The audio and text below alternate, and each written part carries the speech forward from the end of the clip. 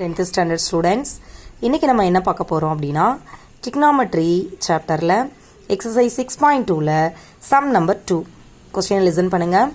A road is flanked on either side by continuous rows of houses of height 4√3 meter with no space in between them.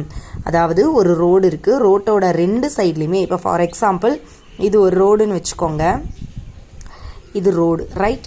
இந்த ரோட்டோட இந்த side ஃபுல்லாக ஹவுசஸாக இருக்கா, இந்த side ஃபுல்லாக ஹவுசஸாக இருக்கு. Okay, இந்த ஹவுசஸ்க்கு இடையில எந்த கேப்புமே கிடையாது. அடுத்து இங்கே ஒரு பெடஸ்ட்ரைன், அதாவது இந்த ரோட்டோட சென்டரில் பார்த்தீங்கன்னா ஒரு பெடஸ்ட்ரைன் இருக்கு. இந்த பெடஸ்ட்ரைன்ல இருந்து என்ன பண்ண போகிறாங்க அப்படின்னா வீடுகளை பார்க்க போகிறாங்க. ஓகே, ஸோ இப்படி வீடுகளை பார்க்கும்போது என்ன ஆகுது அப்படின்னா அதோட ஆங்கிள் ஆஃப் எலிவேஷன் எவ்வளோ கொடுத்துருக்காங்கன்னா 30 டிகிரி கொடுத்துருக்காங்க. அடுத்து ஹவுசஸோட ஹைட் எவ்வளோ கொடுத்துருக்காங்க, 4√3 கொடுத்துருக்காங்க. ஹைட்டு பாருங்கள் 4√3 கொடுத்துருக்காங்க. ஹவுஸோட ஆங்கிள் ஆஃப் எலிவேஷன் கொடுத்துருக்காங்க இல்லையா.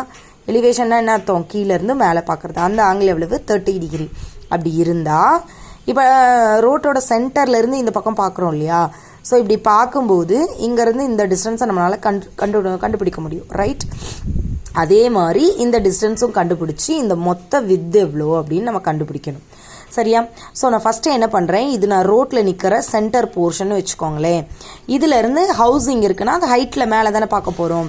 ஸோ அதனால் இங்கே ஹவுஸோட ஹைட் இருக்குன்னு அப்படின்னு நினச்சிக்கிறேன் நான். ஸோ இந்த ஹாஃப் மட்டும்தான் நான் கண்டுபிடிக்கிறேன். இதோட டிஸ்டன்ஸ் பார்த்தீங்கன்னா ஹைட்டு பார்த்தீங்கன்னா 4√3 அண்டு இதோட ஆங்கிள் ஆஃப் எலிவேஷன் எவ்வளோ கொடுத்துருக்காங்க அப்படின்னா 30 டிகிரி கொடுத்துருக்காங்க. ஸோ இதுக்கு ஒரு நேம் கொடுக்கலாம், ABC.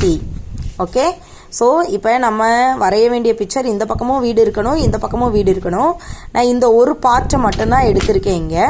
ஸோ ஏபிங்கிறது பார்த்தீங்கன்னா பெடஸ்ட்ரைனுக்கும் ஹவுஸோட ஃபுட்டுக்கும் இருக்கக்கூடிய அந்த ஃபீட் இருக்கு இல்லையா, அடிப்பகுதி இருக்கு இல்லையா, அந்த ஃபுட்க்கும் இருக்கக்கூடிய டிஸ்டன்ஸ். அதுக்கப்புறமா பார்த்தீங்கன்னா இது ஹவுஸோட ஹைட். இதை வச்சு இந்த டிஸ்டன்ஸ் கண்டுபிடிச்சிட்டேன்னா இது சென்டர் ஆஃப் த ரோடில் இருக்குதானே. ஸோ இந்த டிஸ்டன்ஸும் ஈக்குவலாக இருக்கும்ல. அப்போ இந்த ரெண்டு டிஸ்டன்ஸையும் ஆட் பண்ணிக்கலாம் இல்லையா. அதுக்காக நான் என்ன பண்ணுறேன், இந்த ஒரு பார்ட்டை எடுத்து இங்கே தனியாக பிக்சர் போட்டு. சரி, இப்போ எழுதலாமா. ஸோ இங்கே என்ன எழுதுவீங்க, சொல்யூஷன் போடலாமா. ஃபஸ்ட்டு எப்போவுமே ஒரு பிக்சர் கொடுத்துருக்கோம் அப்படின்னா பிக்சரை பற்றி நம்ம டிஸ்கிரைப் பண்ணிடணும் இல்லையா. ஸோ ஏபிங்கிறது ஏபிபி த distance between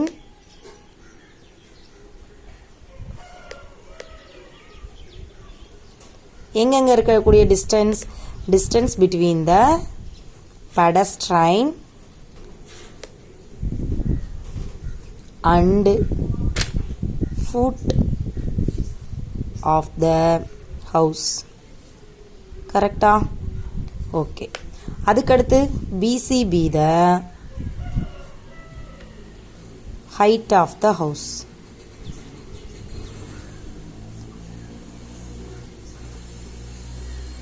இது என்ன ட்ரையாங்கிளை ஃபார்ம் பண்ணுது, ஒரு ரைட் ஆங்கிள் ட்ரையாங்கிளை ஃபார்ம் பண்ணுதா. ஸோ அதை எடுத்துக்கலாமா. இன் ரைட் ஆங்கிள் ட்ரையாங்கிள்